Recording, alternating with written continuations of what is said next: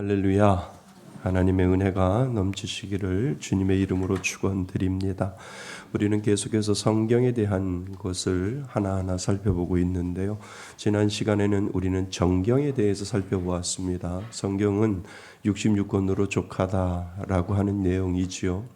66권을 하나의 주제로 우리가 이야기하면 모든 것이 다 예수 그리스도를 우리들에게 설명을 하지요. 그래서 구약은 오실 예수님, 신약은 오신 예수님에 대해서 우리들에게 설명을 해서 정경은 66권이면 충분하다. 65권이도 65권은 모자른 거고 67권은 너무 지나친 거고 하나님이 보시기에 66권, 신약은 구약은 39, 신약은 27, 이 66권으로 만족하게 하나님이 우리들을 만들어 주셨기 때문에 우리는 정경 안에 하나님이 우리들의 기준이 되고 예수 그리스도가 우리들의 삶의 기준이 되기 때문에 창세기에서도 우리는 예수 그리스도를 은혜를 찾을 수 있고 말라기에서도 우리는 예수 그리스도의 은혜를 찾을 수 있고 마태복음, 요한복음, 요한계시록까지 우리는 그 가운데 예수 그리스도를 찾을 수 있기 때문에 성경의 정경의 기준, 성경의 기준은 바로 뭐라고요? 예수 그리스도이시다라고 하는 거죠. 자, 그래서 오늘은 성경의 권위에 대해서 authority라고 하는데 이 권위에 대해서 우리가 하나하나 살펴보려고 합니다. 우리가 읽었던 베드로후서 1장 20절 21절에 보면 먼저 알 것은 성경의 모든 예언이라고 하는데 우리가 생각하는 예언이 그런 예언이 아니라 성경의 모든 말씀이 예언의 말씀이지요. 믿지요? 예, 하나님이 우리를 향한 예언의 말씀입니다. 그래서 예언은 그냥 우리가 생각하는 예언이 아니라 하나님이 주시는 말씀이 예언이지요. 그래서 그 말씀을 사설어이 풀 것이 아니니 예언은 언제든지 사람의 뜻으로 낸 것이 아니요 오직 무슨 감동이요 성령의 감동하심을 받은 사람들이 하나님께 받아 말한 것이라. 이것을 뭐라고요? 성경이요. 그래서 옆에다 그렇게 써 놓으시면 좋을 것 같아요. 성경책 옆에다가 예언은 다른 예언이 아니라 이단들이 잘못 해석하는 거예요. 이 예언은 바로 뭐라고요? 성경이요, 성경. 성경이 예언의 말씀이잖아요. 하나님이 우리들에게 주신 예언의 말씀이기 때문에 하나님이 주시는 이 성경이 하나님의 감동을 받아서 말한 것이다 라고 하는 거죠. 그만큼 성경이 권위가 있다라고 하는 겁니다. 자, 우리 하나하나 살펴보겠습니다. 성경 정말 오류가 없는 책일까? 우리는 누구나 성경을 읽다가 한 번쯤 이런 생각을 해본 적이 있습니다. 이건 정말 사실일까? 인간이 쓴 책인데 어떻게 하나님의 말씀이라고 할 수 있지? 라고 하는 그러한 질문을 우리는 성경을 읽다가 보면 그런 생각을 하게 되지요. 요즘은 인터넷에도 성경의 오류를 지적하는 글을 쉽게 볼 수 있습니다. 인터넷 유튜브를 통해서 성경의 오류를 말하는 데가 많이 있습니다. 왜냐하면 누구나 올릴 수 있어요. 이단도 유튜브를 통해서 올릴 수 있고 또 누구나 다 올릴 수 있기 때문에 우리의 혼돈은 뭐가 맞는지 모르는 거지요. 그래서 말씀의 척도가 필요한 거고 말씀의 표준이 필요한 거죠. 그래서 유튜브에서 떠돈다고 해서 그것을 잘못 받아들이면 아주 큰 문제입니다. 그래서 요즘은 인터넷에도 성경의 오류를 지적하는 글을 쉽게 볼 수 있습니다. 창세기의 창조 이야기는 과학과 다르다라고 말하고 복음서에서는 서로 다른 기록이 있다고 하며 그래서 성경은 완전하지 않다는 주장이 나옵니다. 그러나 다르지요. 그러나 정말 그럴까요? 오히려 이러한 질문이야말로 성경의 뭐를요? 권위를 깊이 이해할 기회가 되는 것을 우리들에게 가르쳐주고 있지요. 오늘은 성경이 왜 하나님의 말씀으로 절대적인 권위를 가지는가를 베드로후서 방금 우리가 읽었던 1장 말씀을 통해서 미리 우리는 살펴보았습니다. 그래서 먼저 제가 방금 말씀드렸던 것처럼 오늘 본문에 나오는 뭐요? 예언은 흔히 미래에 일어날 일을 미리 말하는 것으로만 생각하지만 성경에서의 예언은 훨씬 더 넓은 의미가 있다라고 이야기를 하는 거예요. 그래서 베드로가 말하는 예언은 하나님이 사람을 통해 하신 말씀, 모든 말씀, 그 예언을 이야기하는 거죠. 곧 성경 말씀, 뭐를요? 전체를 포괄하는 표현으로 이 예언의 말씀이다라고 하는 것을 먼저 우리는 기억하셔야 된다는 거죠. 그래서 이 예언의 말씀, 하나님이 우리들에게 주신 이 예언의 말씀을 지금 우리 베드로가 우리들에게 이야기를 해주고 있구나라고 하는 것을 먼저 기억하셔서, 따라서 우리는 성경이 권위를 가지는 세 가지 이유에 대해서 살펴보고자 합니다. 그러니까 성경에는 권위가 있다는 거예요. 믿으세요? 아니, 성경에 권위가 없으면 우리가 안 믿죠. 똑같은 소설책에 불과하다고 생각하고 똑같은 교과서에 불과하다고 생각하는데 성경에는 분명히 뭐가 있다고요? 권위가 있습니다. 그래서 우리가 믿는 거잖아요. 그 성경에 힘이 있고 그 성경에 능력이 있고 그 성경에 기적이 있고 그 성경에 놀라운 역사가 있기 때문에 우리가 그 성경을 믿는데, 그것을 한마디로 뭐라고요? 권위라고요. 그 권위는 누구의 권위일까요? 하나님의 권위잖아요. 그러니까 하나님이 성경에 당신의 권위를 집어넣으셔서 그 성경을 읽을 때마다 하나님의 권위가 나에게 다가오는 거고, 하나님의 권위가 나에게 역사하는 거고, 하나님의 권위가 나에게 나타나서 그것이 기적이 되는 것을 우리들에게 가르쳐 주고 있다는 거지요. 자, 그래서 우리는 세 가지 중에 하나하나 살펴보고자 합니다. 성경에 근원적 권위가 있다는 거예요. 무슨 권위요? 근원. 성경 그 자체의 권위가 있다는 거예요. 우리가 이것을 한번 살펴보기를 원합니다. 말씀의 출처가 하나님 누구이기 때문에? 자신이기 때문에요. 그 말씀의 출처가 누구라고요? 하나님이라고요. 하나님에게서 나오기 때문에 그 말씀의 권위는, 근원적인 권위는 하나님으로부터 나온다라고 하는 것을 우리들에게 가르쳐 주고 있지요. 자, 베드로가 말합니다. 예언은 언제든지 사람의 뜻으로 낸 것이 아니요 오직 성령의 뭐하심을, 감동하심을 받은 사람이 하나님께 받아 말한 것임이라 라고 분명히 베드로 후서에 나와 있잖아요. 그러니까 성경은 인간이 쓴 책이지만 그 내용은 하나님에게서 나왔습니다. 믿으세요? 맞잖아요. 그래서 성경의 기자들은 단순한 기록자가 아니라 하나님의 숨결을 받아 적은 사람들입니다. 그지요? 맞지요?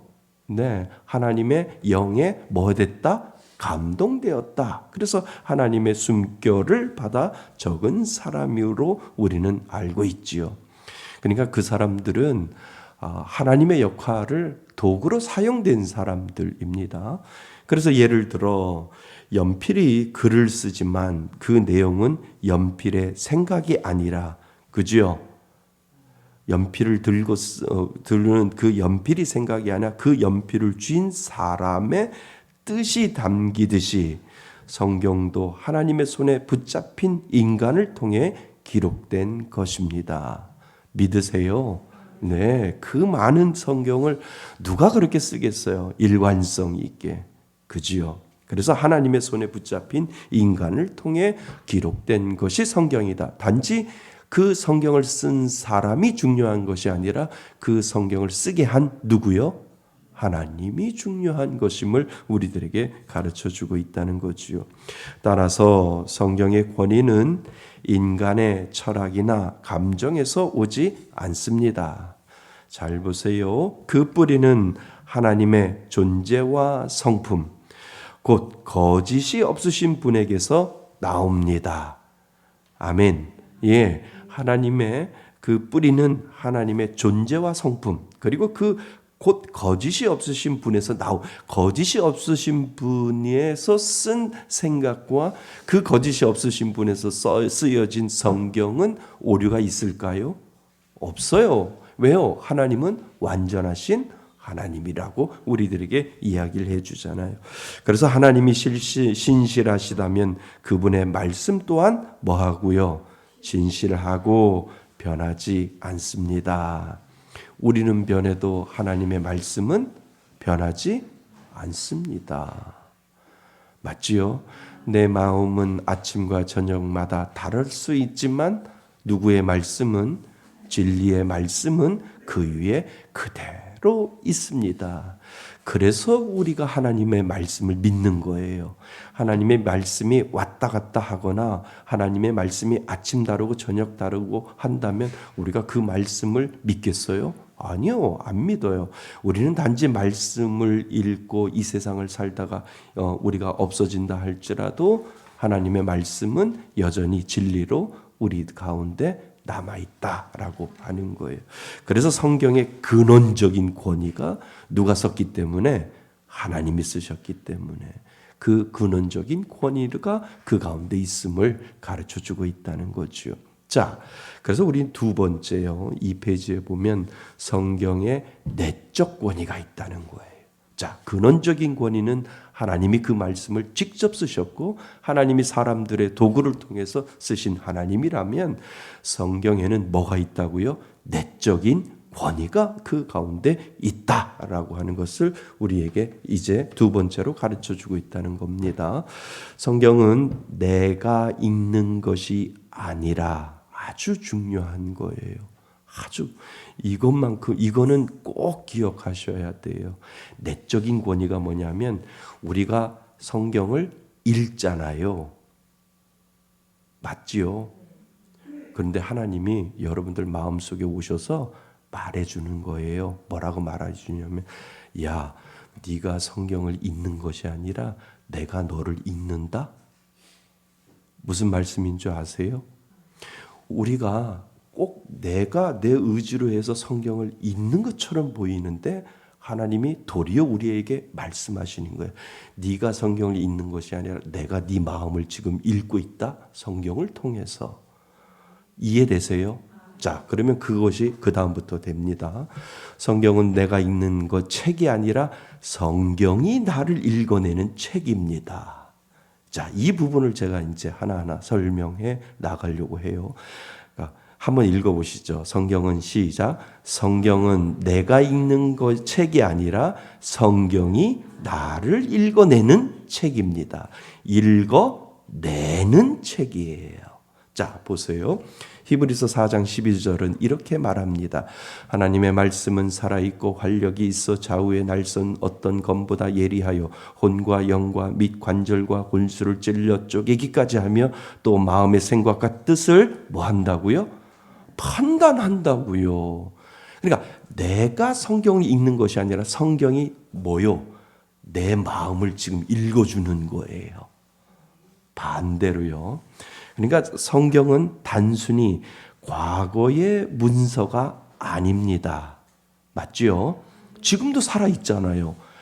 옛날에 성경이 써져 있어도 지금도 살아서 나에게 역사하기 때문에 과거의 문서가 아닙니다. 그 말씀을 읽는 순간 말씀이 나를 읽어요. 이해되세요? 네. 내가 말씀을 읽는 것이 아니라 말씀이 나를 읽는 거예요. 나의 상태를 읽는 거예요. 그래서 우리가 잘 보세요. 우리가 성경을 읽는 줄 알지만 제가 잘못 썼네요. 성경을 읽는 줄 알지만 사실 성경이 우리 자신을 스캔해 줍니다. 제가 이 단어를 만들었는데요. 괜찮잖아요. 내가 성경을 읽을 때 성경이 나를 어떻게 해요? 머리부터 발끝까지 스캔을 해주는 거예요. 스캐너처럼. 다시요. 병원에서 우리가 뭐를 찍어요? CT 촬영을 하면 겉으로 보이지 않던 장기와 뼈, 근육의 상태가 드러나듯이 어떤 곳이 아픈지 문제가 있는지 CT 촬영이 뭐요? 나를 발견해 주지요. CT 촬영 안 해보셨죠? 한 번도 안 해보셨죠? 아니, CT 촬영을 하면 내가 머리부터 발끝까지 나를 다 스캔해 주면서 뭐가 문제인 거를 발견하잖아요. 성경도 똑같다는 거예요. 내가 성경을 읽는 것이 아니라 성경을 읽으면 그 성경이 나의 상태를 뭐 해줘요? 상태를 찍어가는 거예요. 찍어서 나의 상태가 어떤 상태인지를 가르쳐 주잖아요. 믿으세요? 아니, 성경 읽을 때 안 찔려요? 찔리잖아요. 그러니까 좌우 날선 어떤 것보다 예리하여 혼과 영과 관절과 골수를 찔려 쪼갠다는 거예요. 내 마음속의 상태를 하나님이 스캔을 해서 나에게 나의 상태를 알려준다라고 하는 거예요. 그러니까 내가 성경을 읽은 것처럼 보여도 아니래요. 성경이 나를 읽어주는 거지. 내 상태가 어떠한 상태인지를 알려준다는 거죠. 이해되시지요? 예, 제가 쉽게 CT 촬영까지 설명을 해드린 거예요. 그래서 성경은 우리의 마음을 스캔합니다. 읽으면 읽을수록 CT 촬영비를 우리가 내야 되듯이 내 마음을 CT 촬영해서 알려주는 거지요. 겉으로는 괜찮아 보여도 내 안에 뭐와 죄와 뭐와 상처, 뭐와 교만, 그리고 뭐와 두려움을 정확하게 이 성경을 내가 읽는 것처럼 보이는 게 아니라 성경이 나를 스캔해서 정확하게 나의 상태를 뭐해요? 드러냅니다. 아멘. 믿으시지요? 이것이 권위가 있다는 거예요. 이게 능력이 있다는 거예요. 성경이에요. 그래서 우리가 말씀을 읽는다고 생각하지만 그 순간 말씀은 거꾸로 나의 영혼을 비추고 해부하는 하나님의 도구가 됩니다. 믿으세요? 네. 그래서 이것을 무슨 권위? 내적 권위가 그 안에 있다라고 우리에게 가르쳐주고 있다는 거죠. 이것이 바로 성경의 내적 권위입니다. 그 자체가 살아 움직이며 우리를 판단하고 변화시키는 능력이 그 가운데 있음을 우리들에게 가르쳐주고 있다는 거예요. 그지요? 그러니까 여러분들이 성경을 읽을 때 내가 성경을 읽는 것이 아니라 성경이 나를 읽는 거예요. 우리가 CT 촬영대 위에 올라간 거예요. 올라가서 나를 성경이 찍어주는 거예요. 나의 상태가 어떤 상태인지, 뼈는 제대로 되어 있는지, 장기에는 어떤 문제가 없는지, 그리고 심장에는 잘 뛰고 있는지, 이 모든 것들을 성경이 나를 스캔해줘서 나의 문제를 찝어주는 거고, 그 문제를 통해서 내가 회개하고 하나님 앞에 돌아오도록 그 성경은 나를 그렇게 인도해 준다. 여기에 내적인 권위가 그 가운데 있다라고 하는 것을 우리들에게 가르쳐주고 있다는 거죠. 그래서 첫 번째는 근원적인 권위, 성경 자체가 하나님의 말씀이고, 두 번째는 성경의 내적인 권위, 성경이 나를 읽어서 나의 상태를 이야기해 주는 거기 때문에 내가 성경을 읽는 것이 아니라 성경이 나를 읽어 내려가고 있다라고 하는 것을 두 번째 권위로 우리는 살펴보았고, 자, 세 번째 권위 보겠습니다. 성경의 역사적 권위라고 되어 있습니다. 그러니까 성경이 힘이 있다는 거예요. 성경에는 능력이 있다는 거예요.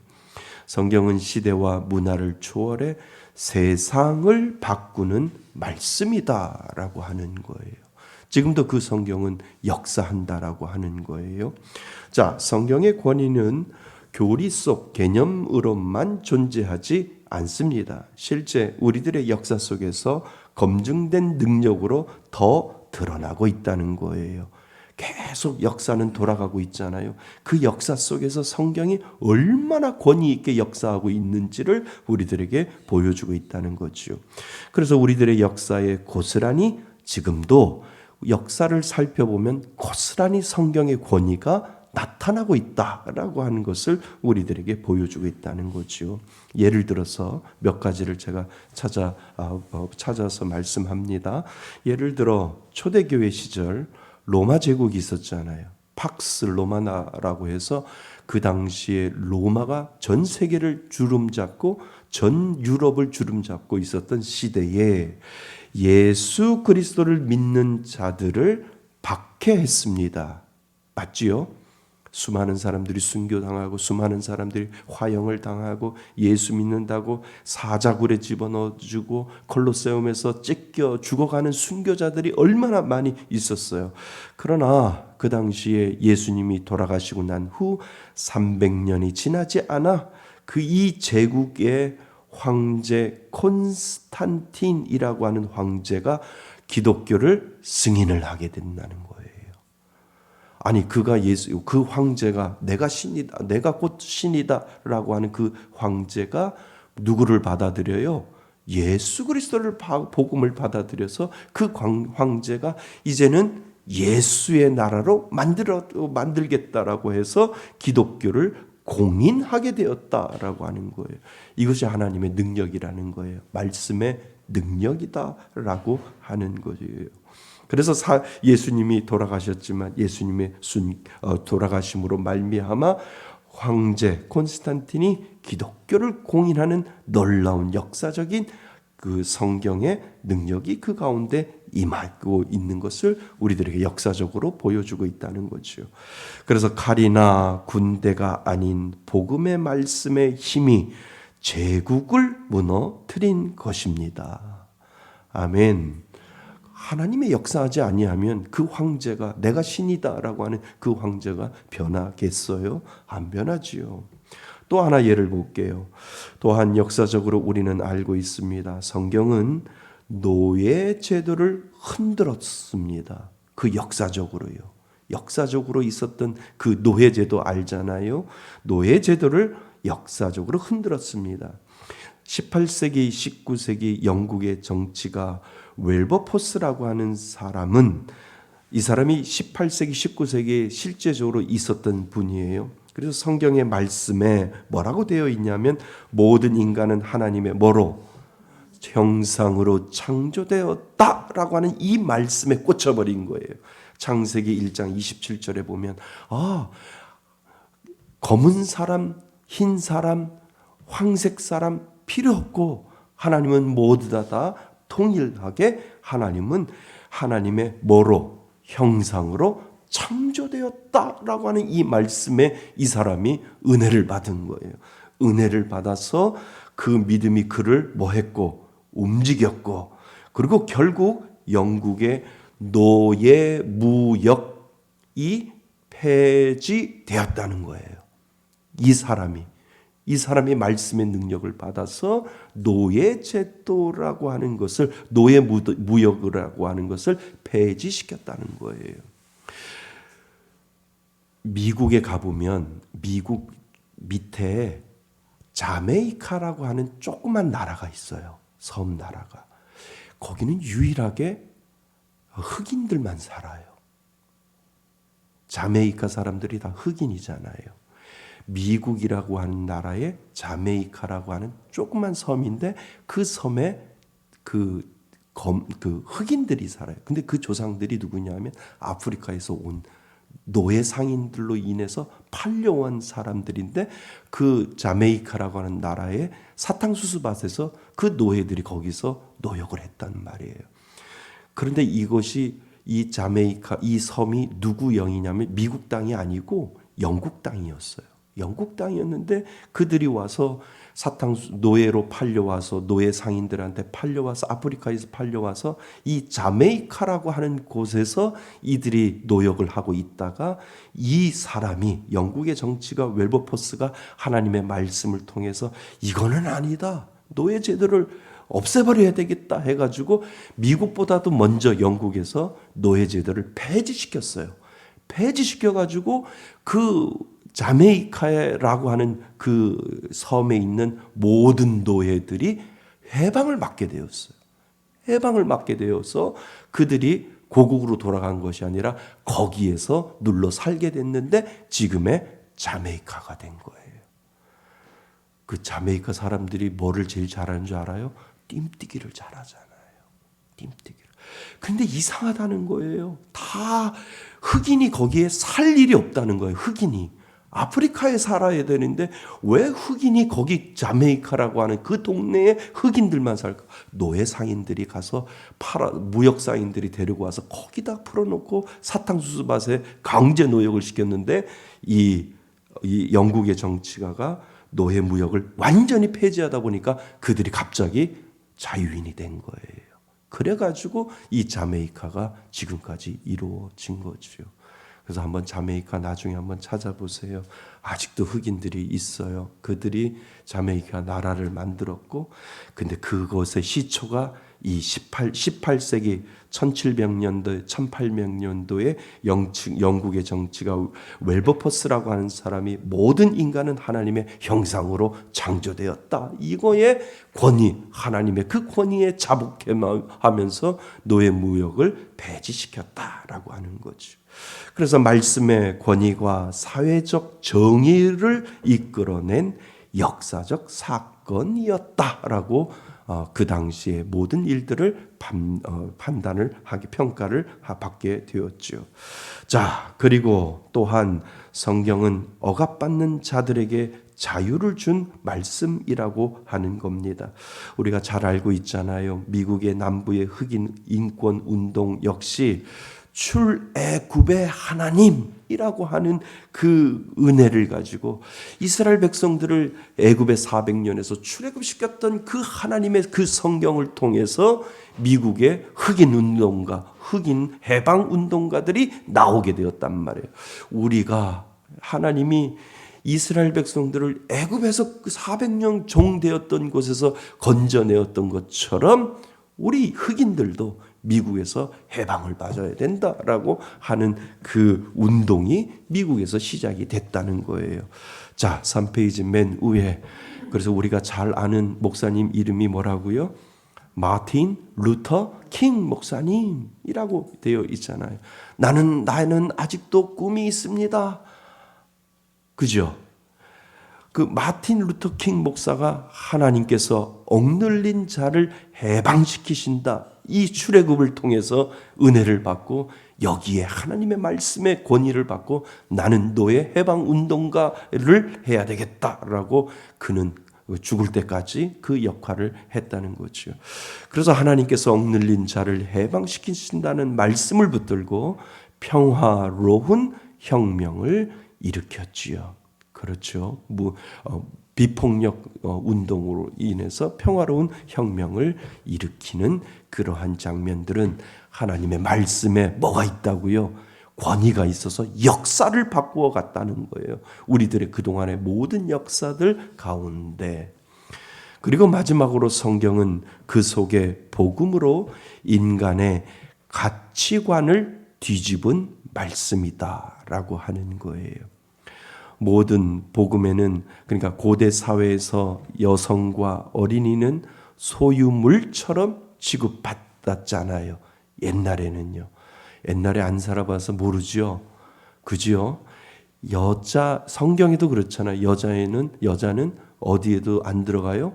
숫자에도 안 들어갔단 말이에요. 그렇잖아요. 그러니까 성경과 어린이는 소유물처럼 취급받았지만 보세요. 복음은 모든 사람은 그리스도 안에서 뭐라고요? 하나다라고 하는 거예요. 남녀노소 필요 없이 그리스도 안에서의 하나다라고 성경에서 그렇게 이야기를 해 주었잖아요. 그러니까 그 결과 인류 역사상 처음으로 모든 사람의 생명이 존귀하다는 개념이 자리 잡게 되었다는 거예요. 이것이 어디서부터 출발했다고요? 성경에서 출발했다는 거예요.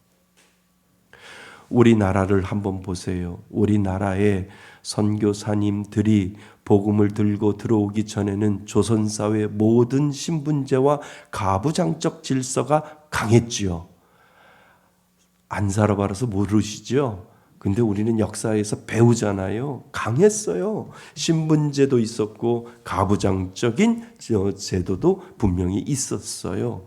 그런데 선교사님들이 아펜셀러와 언더우드 선교사님들이 들어오면서 선교사님들은 여성도 교육받아야 한다고 믿었다는 거예요. 맞지 않아요. 성경 그대로 선교사님들이 아니 남자만 교육받는 것이 아니라 여성도 대우받아야 되고 어린이도 대우받아야 된다라고 해서 이 여성도 교육받아야 된다라고 해서 만들어준 학교가 무슨 학교? 이화 여자대학교, 이화 학당, 그 다음에 정신여고 들어보셨죠? 정신여고도 엄청 길어요. 그래서 정신여학교까지 만들었다는 거예요. 여자도 뭐 해야 된다고? 교육받아야 된다고, 평등하다고, 남자만 서울대학교 보내는 것이 아니라 여자도 공부해야 된다라고 선교사님들이 그렇게 이야기를 해서 이화학당과 정신여고가 생겼다는 거예요. 고아나 장애인은 조선사회에서 종종 버려지거나 차별받았지만 복음은 그들을 하나님의 무슨 존재? 사랑받는 존재로 동일하게 예수님이 이 땅에 오셔서 어린이와 고아와 과부에게 특별한 사랑을 주셨던 것처럼 성경 그대로 역사적으로 그렇게 선교사님들이 조선 땅에 들어와서 그 역할을 해서 말씀의 능력이 나타나게, 말씀의 권위가 나타나도록 그렇게 했다는 거지요. 그래서 기독교계 고아원, 병원, 학교가 생겨나며 사회복지의 개념이 뿌리 내리기 시작했다는 거예요. 그러니까 우리가 선교사님들을 무시하면 안 돼요. 선교사님들이 정말 좋은 일들을 많이 하셨단 말이에요. 그래서 신분제도가 없어지고 그리고 차별이 없어지게 된 거예요. 그래서 세브란스 병원, 연세대학교 세브란스 병원 아시잖아요. 1904년도에 시작을 했고 배제 학교 알죠? 배제 학당, 그 다음에 숭실 고등학교, 중고등학교, 숭실대학교라고 들어보셨을 거예요. 이 모두 다 기독교 학교로 시작이 되고 이 기독교 학교를 통해서 사람들이 배출되고 남자와 여자와 구분 없이 배출이 되어서 지금 오늘날까지 남녀 평등. 근데 요즘은 좀 이상하지요. 여자가 더 위에 올라간 것 같아요. 그지요?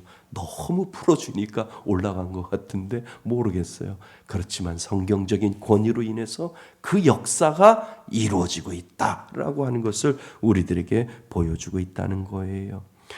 그리고 교회는 양반과 상민이 함께 예배드리는 그 당시에 조선시대의 유일한 공간이었다는 거예요. 알잖아요. 그지요? 양반과 상놈이 같이 예배를 드렸는데 뭐요? 어르신이 아니라 형제님, 자매님으로 불렀잖아요. 그러니까 유일하게 상민들이 가서 양반한테 어르신한테 부르지만 어디만 오면 교회만 오면 너나 나나 똑같아. 누구 앞에서? 하나님 앞에서 똑같아. 네가 아무리 양반이라고 해도 하나님 앞에서 지어진 하나의 존재고 내가 아무리 상놈이고 내가 아무리 양민이라고 할지라도 하나님 앞에서는 동일한 존재. 그러니까 제일 기분 나쁜 사람이 누굴까요? 양반인데 양반이 은혜를 받았어요. 그러니까 양반이 은혜를 받았으니까 형제님 뭐요? 주의 이름으로 사랑합니다. 이게 가능하다는 거예요. 이게 말씀의 능력이고 말씀의 뿌리라는 거예요. 말씀의 능력이 아니면서는 어떻게 양반이 상놈한테 형제님 사랑합니다 라고 이야기를 할 수 있느냐는 거죠. 이 작은 하나하나가 말씀의 권위가 그들의 마음밭에 떨어졌기 때문에 양반이 형제님이라고 부르고 그리고 양반이 자매님이라고 부를 수밖에 없는 집에서 부리는 노예이지만 집에서 일하는 일꾼이지만 사랑합니다 라고 안아주고 사랑합니다 고백할 수 있도록 만들어주는 것은 제도가 그렇게 많은 것이 아니라 누가 만들어요? 성경의 권위가 그렇게 만들어 놓았다는 거예요. 그래서 신분과 계급이 아니라 믿음 안에서 형제 자매로 부르는 문화가 말씀을 통해서 이루어졌다라고 하는 거지요. 그래서 이 모든 변화의 중심에는 성경의 말씀에 뭐가 있다고요? 권위가 있었습니다. 사상은 시대에 따라 변하지만 말씀은 뭐를 뛰어넘어요? 시대를 뛰어넘는 힘을 가졌습니다. 성경 말고 다른 거는요, 시대가 지나면 묻혀버려요. 1950년대에 봤던 책이 오늘날 우리하고 맞지 않아요. 그냥 그 시대에 맞는 소설이고 그 시대에 맞는 수필이란 말이에요. 그런데 성경은 시대를 뛰어넘어도 지금도 우리들의 삶 속에 그대로 적용될 수 있다. 이것을 뭐라고요? 성경의 권위다라고 이야기를 하는 거예요. 믿으시죠? 예. 자, 결론. 성경의 권위를 인정할 때 하나님이 내 인생의 주인이 되신다. 믿으세요? 예. 그래서 성경의 권위를 믿는다는 것은 내가 아니라 하나님이 옳습니다라고 인정하는 일입니다. 만약 내가 성경 위에 서서 말씀을 판단한다면 나는 이미 누구보다 하나님보다 높아진 것입니다. 하지만 성경 아래에서 말씀에 순종할 때 하나님이 내 삶의 주인이 되십니다. 아멘. 예. 그래서 세상의 수많은 목소리 속에서 성경의 권위를 붙드는 사람은 흔들리지 않는 인생의 나침판을 가진 사람입니다. 우리를 창조하시고 말씀하신 하나님, 우리가 성경을 읽을 때 그 말씀이 나를 읽게 해달라고 우리는 기도해야 하지요. 그래서 말씀이 우리의 마음을 비추고 고치고 새롭게 하십니다. 믿으세요? 네.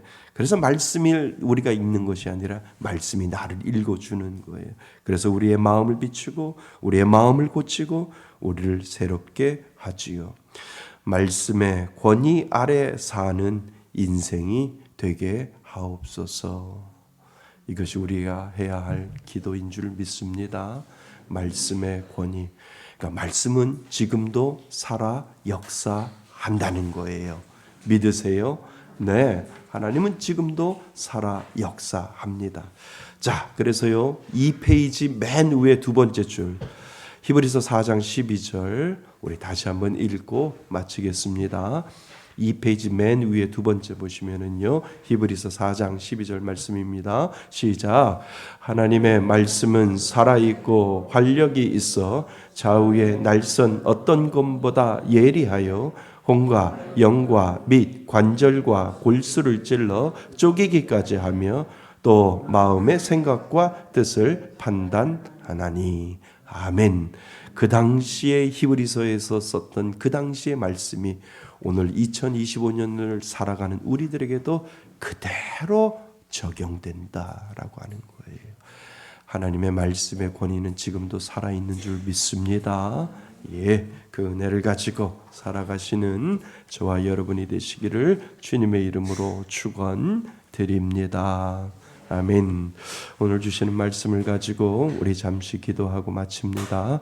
하나님의 말씀은 오늘도 권위가 있어서 나의 모든 것들을 통찰하시고 나를 읽어가는 그 말씀을 통하여 하나님 앞에 온전히 그 권위에 순종하며 살겠습니다.